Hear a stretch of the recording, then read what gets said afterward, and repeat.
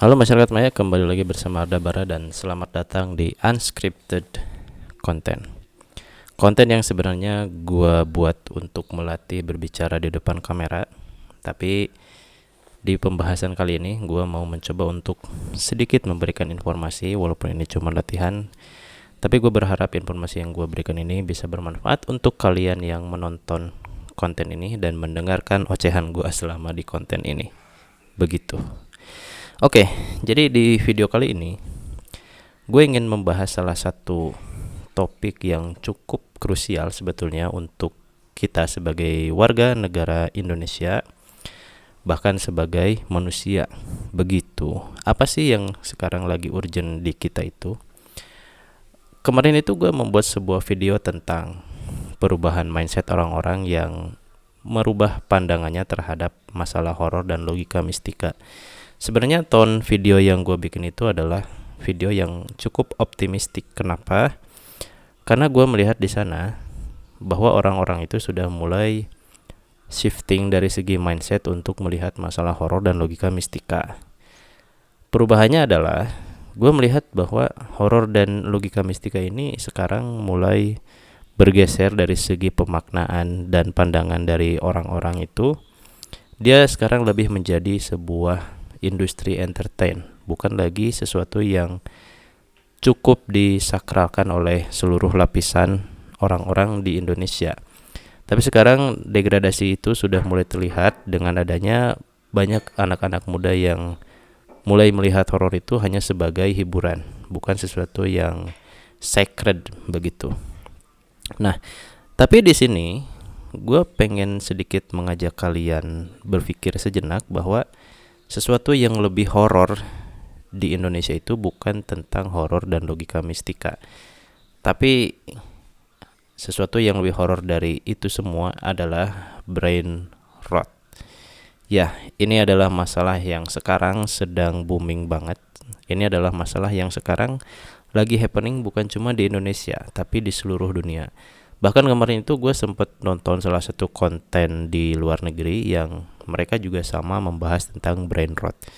Dan bahkan salah satu icon dari brain rot ini, yang mana pasti kalian tahu, yaitu Tung Tung Sahur, itu juga sempat dibahas di konten luar negeri ini. Dan gue sih melihat di sini bukan sesuatu yang harus dibanggakan, karena ada karakter atau ada sesuatu yang dibuat dari Indonesia dan sampai ke luar negeri, tapi itu bukanlah hal yang menurut gue dikategorikan sebagai sebuah prestasi untuk dibanggakan. Karena mereka pun menilai bahwa Tung Tung Sahur ini adalah salah satu konten yang menyebabkan orang itu menjadi brain rot. Nah, pertanyaannya sekarang, kenapa bisa brain rot itu lebih berbahaya atau lebih menakutkan atau lebih horor daripada konten horor itu sendiri? Gue pengen mencoba untuk sedikit membuat kalian berpikir begitu. Kalau misalkan kita berbicara tentang horor atau logika mistika, maka ini tuh erat sekali kaitannya dengan yang namanya budaya, dengan yang namanya kearifan lokal, dengan yang namanya identitas mistika dari setiap daerah masing-masing begitu. Maka untuk orang yang hidup di luar daerah itu, mungkin dia tidak akan percaya dengan mitos yang ada di sana, karena kita hidup berada di luar sana. Contoh, orang dari luar negeri mungkin pada saat datang ke Jawa Barat bersama semua mitosnya yang ada di Jawa Barat, mungkin orang-orang sana akan sangat skeptis dengan apa yang disajikan di sini, which is itu ada mitos, ada cerita hantu mungkin, atau ada hal-hal klinik dan lain sebagainya. Pasti orang-orang dari luar negeri yang datang ke sini akan merasa skeptis. Walaupun mungkin dari segi gestur mereka cukup terlihat seperti mengapresiasi budaya kita yang ada di sini, tapi mungkin dari segi keyakinan mereka tidak terlalu terpengaruh dengan apa yang kita sajikan di sini, begitu. Dan dari sini kita bisa menyimpulkan bahwa yang namanya horor atau logika mistika itu mungkin hanya berlaku untuk daerah tertentu saja, untuk daerahnya itu sendiri gitu. Tapi yang namanya brain rot ini sifatnya menurut gue sangat universal. Karena semua orang di dunia itu bisa merasakan yang namanya brain rot. Baik itu kalian orang di pedesaan, baik itu kalian orang di perkotaan, baik itu kalian orang yang sangat pakem sekali dengan hal-hal tradisional, dengan hal-hal yang klinik, atau kalian adalah orang yang sangat modern sekalipun, kalian tidak bisa luput dari ancaman brain rot ini. Nah, yang uniknya di sini adalah gue sedikit menyoroti salah satu hal yang unik tadi itu di antara brain rot dan logika mistika. Kalau logika mistika ini membuat orang yang percaya kepada hal itu menjadi tidak pintar karena tidak adanya teknologi. Tapi untuk brain rot, orang itu menjadi tidak pintar justru karena adanya teknologi. Ya. Oke, gue jelasin sedikit ya, biar kalian nangkep poinnya.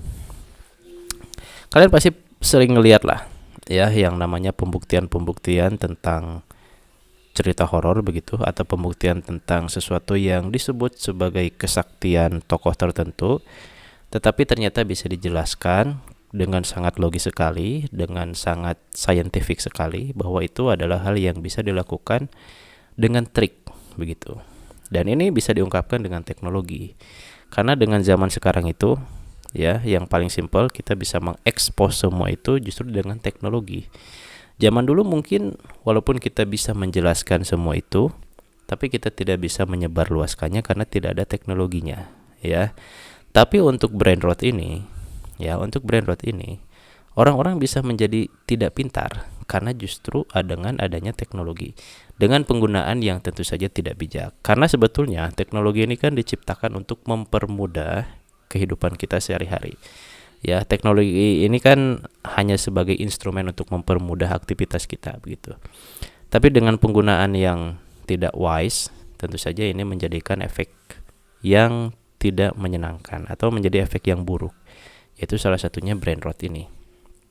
Nah, sedikit tentang brain rot, bahwa memang brain rot ini bukanlah istilah medis yang resmi begitu. Ini cuman istilah yang muncul dari internet sebetulnya, yang untuk menyindir perilaku orang-orang yang dinilai cukup aneh begitu berperilaku di dalam internet ini, baik itu di sosial media, kemudian di real life-nya yang memang dia terlihat terkontaminasi dari sosial media begitu. Maka orang ini dihujat dengan kata-kata brain rot, ya, atau pembusukan otak. Nah, ciri-ciri orang yang sedang mengalami brain rot ini atau terpapar media sosial yang menyebabkan dia didiagnosis dalam tanda kutip gitu ya, karena ini bukan istilah resmi dari medis, sebagai seorang brain rot. Orang ini tuh jadi tidak bisa berpikir kritis. Ya, orang ini tuh jadi tidak bisa mengembangkan otaknya dari segi fungsi kognitif. Dari segi fungsi kritis, dia tidak bisa berpikir sejauh itu. Karena kita ambil contoh misalnya anak-anak gitu ya. Anak-anak ini pada saat sudah terpapar dengan konten-konten yang tidak memiliki substansi seperti Tung-Tung Sahur itu, tidak ada story-nya, tidak ada nilai yang bisa diambil dari situ, tidak ada pesan moral yang bisa diambil dari situ, hanya sebuah konten kosong saja yang membuat anak kecil ini mengeluarkan dopamin karena dianggapnya itu adalah konten yang lucu dan menyenangkan, tetapi tidak ada maknanya. Ini menyebabkan dia mengalami brain rot. Dan gejala-gejala yang muncul di anak kecil itu pada saat dia mengalami brain rot ini ada beberapa. Yang pertama, dia tidak bisa memusatkan perhatian dengan jangka waktu yang lama. Kemudian dia akan menjadi sangat agresif dan impulsif pada saat kita mengambil gadgetnya untuk menghentikan dia menonton gadget tersebut. Ya, ini adalah tanda-tanda yang sangat jelas bahwa anak itu mulai terpapar dengan namanya brain rot ini. Dan ini sangat berbahaya. Kenapa? Anak ini bisa tumbuh dengan kebingungan untuk memahami sebuah realitas begitu. Itu yang gue baca dari beberapa artikel di internet tentang penelitian seorang anak yang terlalu sering menonton hal-hal anomali seperti itu. Dan ini sangat berbahaya. Maka dari situ gue melihat bahwa fenomena brain rot ini sangat menyeramkan, bahkan lebih menyeramkan daripada horor dan logika mistika. Dan lebih dari itu, ancaman brain rot ini bukan cuma buat anak kecil.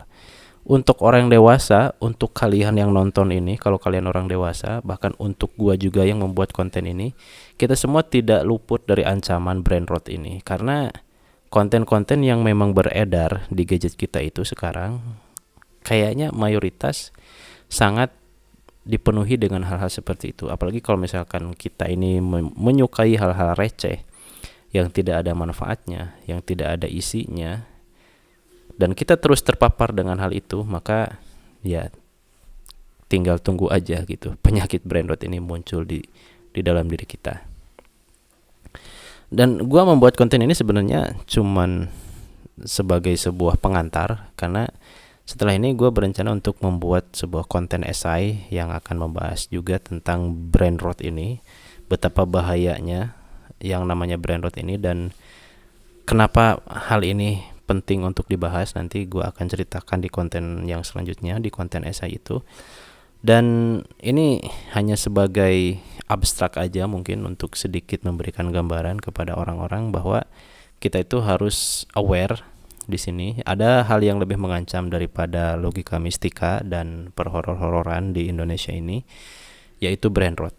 Ya, karena brain rot ini skala global. Brain rot ini juga universal, bisa menyerang siapa saja, mulai dari muda sampai tua. Dan kita harus sangat berhati-hati dengan yang namanya brain rot ini, karena kualitas kehidupan kita, kualitas pemikiran kita, itu sangat bergantung sekali dengan kualitas pikiran kita. Ya, dan brain rot ini menjadi ancaman.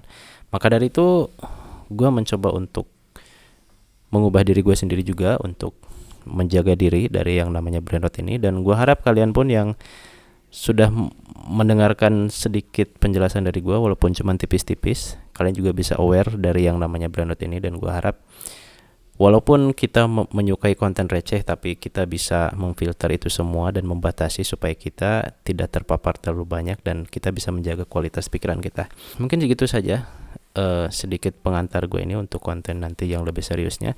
Gue harap kalian bisa mendapatkan manfaat dari apa yang gue ocehkan dari tadi itu. Dan sampai jumpa di konten selanjutnya. Thank you.